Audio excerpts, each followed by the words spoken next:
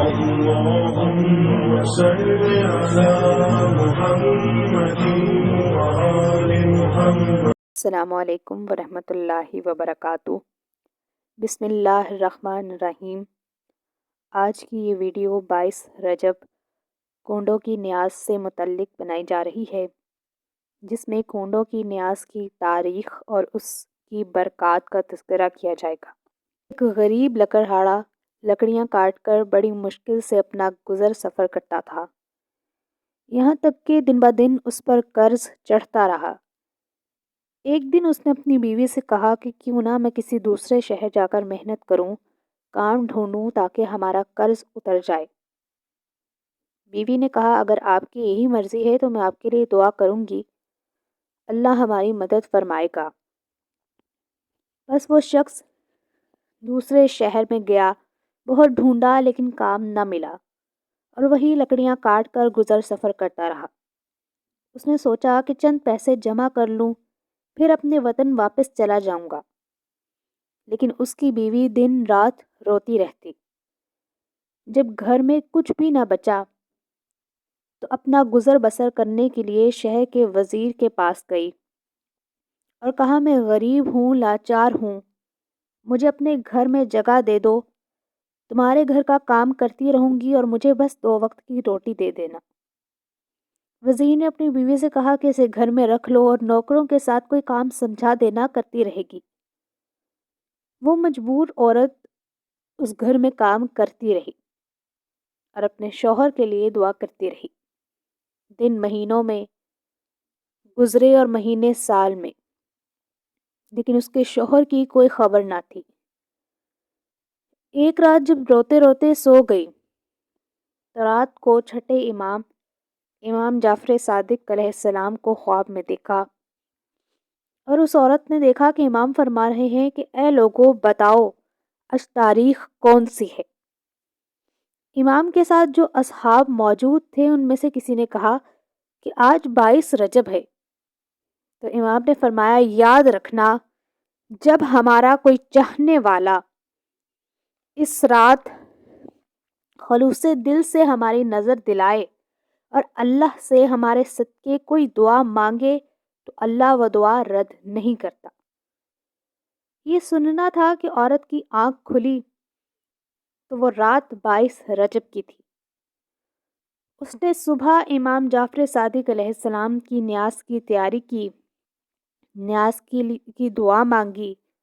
یہ عمل چل ہی رہا تھا، نیاز تقسیم کر ہی رہی تھی کہ وہاں دوسرے وطن میں اس کا شوہر جو لکڑیاں کاٹ رہا تھا، لکڑیاں کاٹتے ہوئے ایک مرتبہ جب کلہاڑی ماری اور درخت گرا تو وہاں ایک خزانہ موجود تھا۔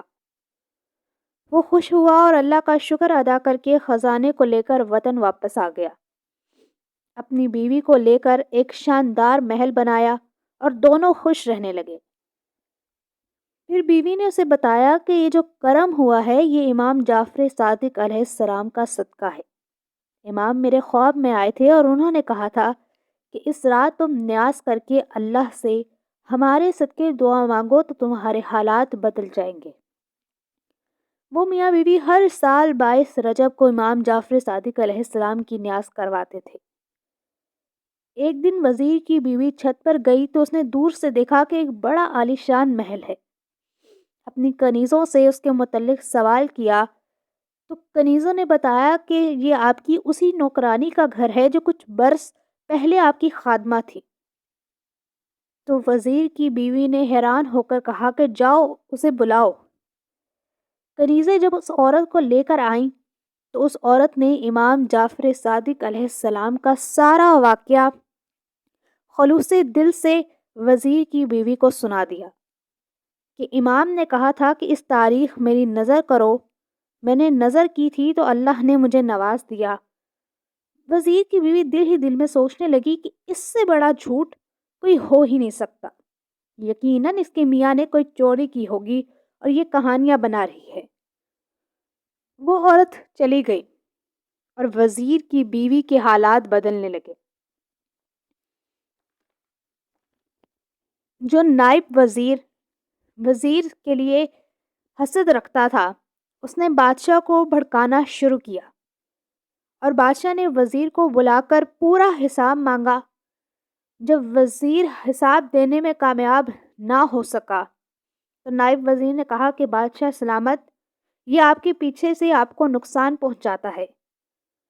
بس بادشاہ کو جلال آیا اور بادشاہ نے حکم دیا کہ وزیر اور اس کی بیوی کو شہر سے نکال دو۔ وزیر اپنی بیوی کو لے کر شہر سے باہر جا رہا تھا۔ رستے میں دونوں کو بھوک لگی تو ایک تربوز خریدا اور اپنے رومال میں بند کر دیا تاکہ کسی ساحل پر جا کر کھا سکے۔ وہاں بادشاہ کا بیٹا جو شکار کرنے کے لیے نکلا تھا وہ صبح سے شام تک گھر نہ پہنچا۔ نائب وزیر نے بادشاہ سے کہا کہ بادشاہ، جس وزیر کو آپ نے نکالا ہے اس نے شہزادے کو نقصان نہ پہنچا دیا ہو۔ بادشاہ نے اپنے سپاہیوں کو اس وزیر کی تلاش میں بھیجا اور جو ہی وہ وزیر بادشاہ کے سامنے پیش ہوا تو بادشاہ نے سوال کیا کہ میرا بیٹا کہاں ہے؟ وزیر نے لا علمی کا اظہار کیا۔ بادشاہ نے پوچھا رومال میں کیا ہے؟ وزیر نے بتایا تربوز ہے۔ تو بادشاہ نے حکم دیا کہ رومال کو کھولو۔ جیسے ہی رومال کھلا تو اس میں شہزادے کا سر تھا۔ بادشاہ نے فوراً حکم دیا کہ اس وزیر اور اس کی بیوی کو قید کر دو اور صبح ان کا سر تن سے جدا کر دینا۔ وزیر نے منتیں کی اور اس نے کچھ نہ کیا۔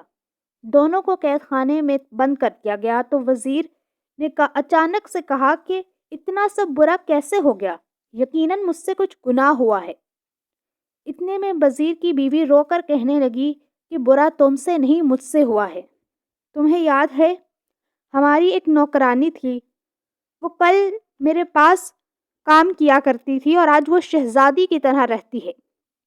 میں نے اس سے سوال کیا تھا کہ یہ سب کہاں سے آیا تو اس نے بتایا تھا کہ امام جعفر صادق علیہ السلام خواب میں آئے اور انہوں نے کہا کہ ایک نیاز دو اور خدا سے ہمارے صدقے دعا مانگنا تو اللہ تمہارے حالات بدل دے گا۔ میں نے اس کی باتوں کو جھوٹا سمجھا اور مجھے لگتا ہے کہ تب سے ہمارے حالات بدل گئے ہیں۔ وزیر نے کہا اے بدبخت عورت، اس سے بڑا گناہ بھی کوئی ہو سکتا ہے کہ تم نے امام کے معجزے پر شک کیا۔ دونوں نے رو رو کر اللہ کے حضور دعا مانگی کہ پروردگار اگر تو ہمیں اس سے نجات دلا دے تو ہر 22 رجب کو نیاز دلائیں گے۔ صبح کا سورج طلوع ہوا اور بادشاہ کا بیٹا گھومتے پھرتے محل میں واپس آ گیا۔ بادشاہ نے جب اپنے بیٹے کو دیکھا تو حیران ہو کر پوچھا کہ تم ساری رات کہاں تھے اور کہاں سے آ رہے ہو؟ تو بادشاہ کے بیٹے نے کہا کہ میں تو شکار سے آ رہا ہوں۔ اس نے وزیر اور اس کی بیوی کو بلایا۔ وزیر اور اس کی بیوی نے سارا واقعہ بادشاہ کے سامنے سنایا۔ بادشاہ نے جب امام کا معجزہ سنا تو کہا کہ آج سے جہاں جہاں میری سلطنت ہے وہاں 22 رجب کو امام کی نیاز دلائی جائے گی۔ وزیر کو اس کے عہدے پر قائم کر دیا اور نائب وزیر کو سلطنت سے نکال دیا۔ پہلے وقتوں میں کنڈوں کی نیاز کا اہتمام محض 22 رجب المرجب کو کیا جاتا تھا، جبکہ اب رجب کے مہینے میں 22 رجب سے لے کر آخر تک اس نیاز کا اہتمام کیا جاتا ہے، اور محض میٹھی ٹکیاں ہی نہیں بلکہ طرح طرح کے پکوان کے ذریعے نظر امام جعفر صادق علیہ السلام کا اہتمام کیا جاتا ہے۔ اور جو مومنین اس نظر کا اہتمام کر کے دعا مانگتے ہیں اور حاجت طلب کرتے ہیں تو پروردگار عالم اس کی حاجت ضرور پوری کرتا ہے اور نظر کا اہتمام کرنے والے کے رزق میں اضافہ ہوتا ہے۔ یہاں پر ایک اور غلط فہمی کو ظاہر کرتی چلوں کہ ہمارے کچھ بھائیوں کے مطابق کنڈوں کی نیاز کسی کے مرگ کی خوشی میں دلائی جاتی ہے۔ کنڈوں کی نیاز کا تعلق ہرگز کسی کی مرگ سے نہیں ہے۔ ہم محض اہل بیت کی خوشی میں خوش اور ان کے غم میں غمگین ہوتے ہیں اور انہی کے بتائے ہوئے کام سر انجام دیتے ہیں۔ اس دعا کے ساتھ کہ پروردگار ہم سب کو نظر امام جعفر صادق علیہ السلام دلانے کی توفیق عطا فرمائے۔